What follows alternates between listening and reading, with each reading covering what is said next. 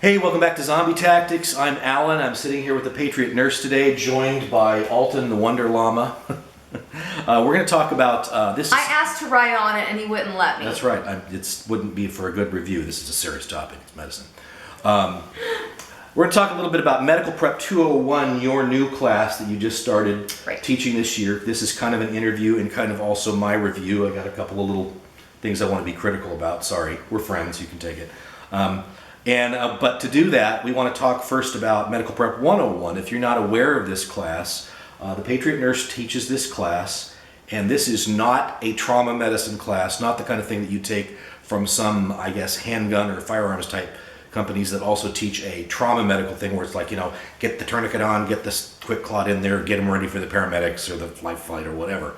This is more about what? This is the 101 component. 101, actually 101 helps you regardless of whether or not it's an immediate, medium, long-term disaster, or not even disasters, but just taking care of your family in general. I think that there are a lot of people who are looking ahead to the implementation of Obamacare and who are kind of getting the whiff in the winds of, oh wow, that's rationed healthcare. That they might have to take care of themselves a little bit more than they have been. Right. So the focus in the curriculum in Medical Prep 101 is what are the things that are most likely to kill people worldwide now? And what do we do to address these issues, especially outside of the context of the grid and outside of the context of modern healthcare? Because we do have kind of that sense that we live in our little we live in our first world bubble, and we don't realize that it's a first world bubble. Yep.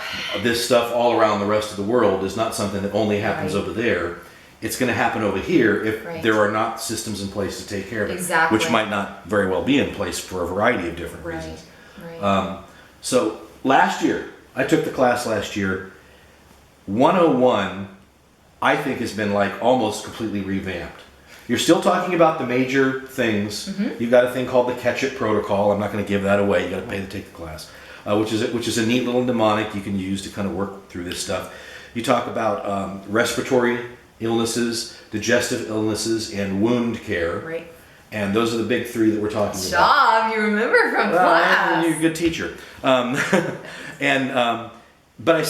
like I said, I think the class has been revamped. I'm looking at the manual for Medical Prep 101 here, and it really is a manual.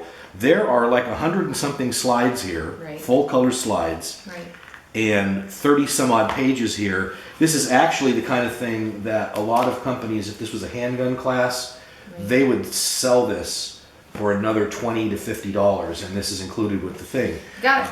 So yeah, that's a cool thing. But you've changed the class somewhat. Mm-hmm. Now I know what my observation is. I'll give you a chance to tell everybody where you think I'm wrong in a second. But what I think is you've made the class more concise, meaning every little thing that you're doing, it's a lot more direct and to the point. There's not a lot of exposition. It's like, we're going to get right into this. What is it? What are we going to do about it, and why? Right. You've simplified some of the curriculum. Because I will say this is a criticism, and we talked about this earlier, that you had a section last year that it was like 20, I remember it as being 20 to 45 minutes long. Mm-hmm. It probably was 10 minutes, but it just, felt like it. Large group dynamics changed felt time like perception. Where you handed us all a drug reference that was that big, and we're going to look up about 5 or 6 different drugs in it. Yep. Learn to decode the medical gobbledygook that's in it so that we can figure out how to use those medicines if we have them available to us and we don't have a pharmacist or a doctor or something like that to tell us what to do with them. Right. Okay?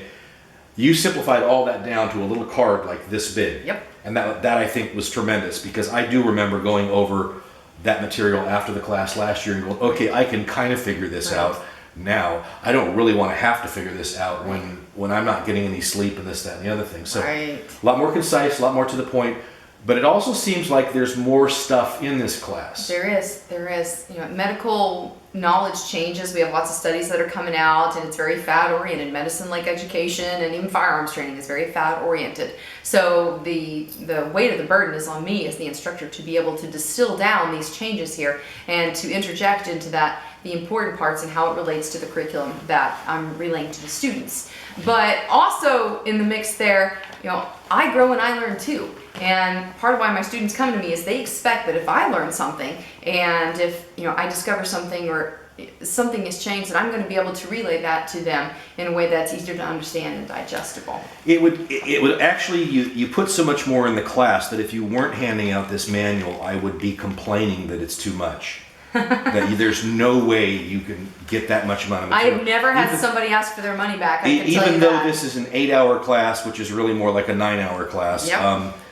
But at least it's all here in the manual, and you Right. did a good job of getting it in the manual, so that at least later somebody's going, "What was the thing she said about the thing?" The major points are there. That's the goal. Is that coming to the class is an experience, and it's a learning moment for the students to be able to interact with me and also with other students. But there needs to be something, a reference point for them to take home, Right. and that's why I have included the manual. Okay, so let's move on to Medical Prep 201, 201. since this is supposed to be what this video is about anyway. You've added to those things, first of all, a review of all of that Right. to form a baseline. Yes. That's either for returning students that haven't taken 201 yet, Right. and also just for the people that were there the first day. I think it was useful to say, all right, let's do a level set. Here's where we are, and here's where we're moving on. Something worth noting is that in Medical Prep 201, you have to have had Medical Prep 101 first. All right, Nobody, regardless of their background, gets to jump into 201 Good. without That's having 101. very wise, I think, given the material. You know, having had the class now. So you've gone on to include psychological challenges, pain, physical Yes. and psychological, I Yes. imagine. Women's health and sexually transmitted diseases, Right. that kind of thing. Birth and newborn care, what you're calling here camp considerations, but I Right. looked at it as kind of like community building, That's good. That's community good. building exercises, that kind of thing. And expanded physical assessment. And it's expanded physical assessment, the kind of thing we can do if we have more time. Right. And you have a section here on death and Yeah. burial, and that's actually part of the camp consideration stuff, I Right. think, because Right. if you're doing that wrong, you're going to cause bigger problems. Right, and I think the important part here, a lot of people will unfortunately fantasize about what it's like to dispose of a body or bodies. But the reality here, and I make this point in class, is that if we are in this situation here in the United States or the Western world, if we are faced with having to do postmortem care on our own families, the situation is very grim, and many things that we have taken as givens are now gone. So I think it's important that we then follow that with the psych assessment. Well, a lot of this kind of stuff, this is all the stuff that, like, in our society, we don't know how to do any of this anymore. This is Right. something. This is Right. something that we write somebody a check to do for us. It's kind of like, where does food come from? Well, you buy it at the store. Right. Where does meat come from? The refrigerated section. Exactly. How does death and burial happen? Well, that's for the doctor in the Right. mortuary. Right. Well, that's not what we have anymore. So Right. we can't write the check. We got to take care of this ourselves. Right. Again, huge manual here. Lots of material. Some of this is a bit more graphic, I think, in nature. Yep. Than the original. We're talking about things like childbirth here. Fair warning, it's birth. What'd you expect? This is for, adult-minded people here who want to take serious situations seriously. Although I do allow children 13 years of age and older with a custodial guardian also present as students in class. I think that's perfectly appropriate. Some criticisms. I'm sure you've heard these things before, and I'll tell you, I'll just put it to you this way. Last year, I really came away a little bit with the impression that you were almost... You do some things about alternative therapies, alternative things to use when you don't have drugs. Right. And I thought a little bit of that was, I don't know, even though this is California, it seemed a little bit like you were like, way, alternative medicine is better than everything else. And it seemed like this year I kind of got the impression like, no, that's not really what she's saying. She's saying, you don't have the hospital, you don't have the paramedic, you don't have the neurologist, you don't have all those people. You're going to have to figure out something else to do. Here's the stuff that's been working for other people for 4,000 years. Mm-hmm. If this is what you got available, you better know how to use it. Right. Balance is a key word here too, because modern, how shall we say this, governmental alphabet soup organization entities have only existed for a limited amount of time, and while there are many things that are good as a result of their existence, there are other things that are not. And on the flip side of that, I like to include within the curriculum treatments, remedies, things that have a long and established track record with human existence, that are in many cases generally recognized as safe by the medical governmental organization. Well, at least they don't have the disclaimers after them, like the it seems like every drug they advertise on. I'm not an anti-drug, anti-modern medicine person, but it does seem like sometimes every new drug they advertise, the disclaimer is longer than the rest of it. They show the happy couple because now he's able to walk because he's got the new arthritis medicine. But then it's like, don't take this drug if you're drinking alcohol or you have a red car and you drive it on Thursday. There's a balance to be struck, and for me, especially when we're considering that, let's just say our supply lines break down for whatever reason, or we have rationed healthcare secondary to implementation of Obamacare. When we're looking at not having the amount of resources that we previously had, then people are going to get inventive. So then, the question is, how do we mix and match here? What's the balance to be struck between complementary or alternative and traditional, or I guess I should say conventional medicine?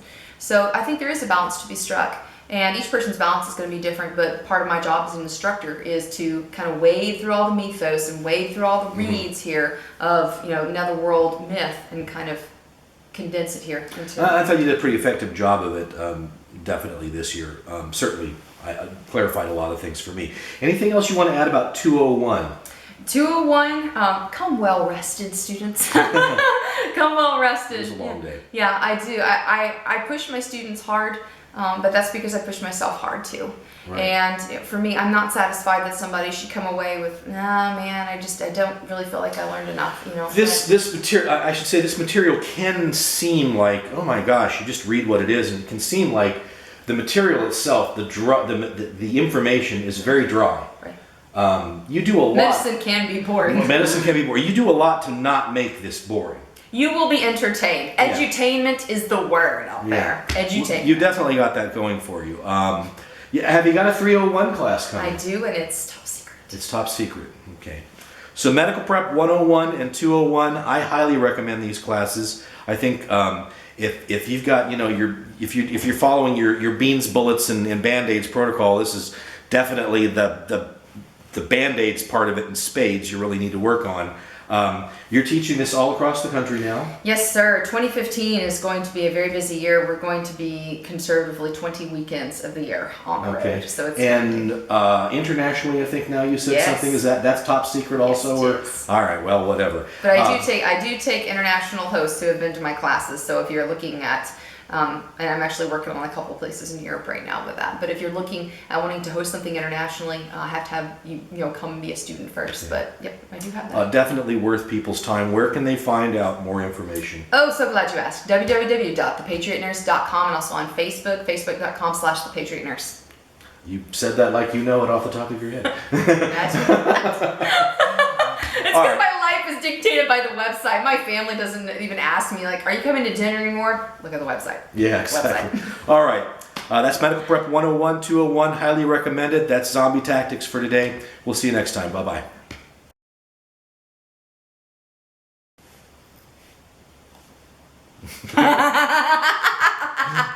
All right, I think that went better. Yes, that was good. How long was that? That one was shorter. Oh.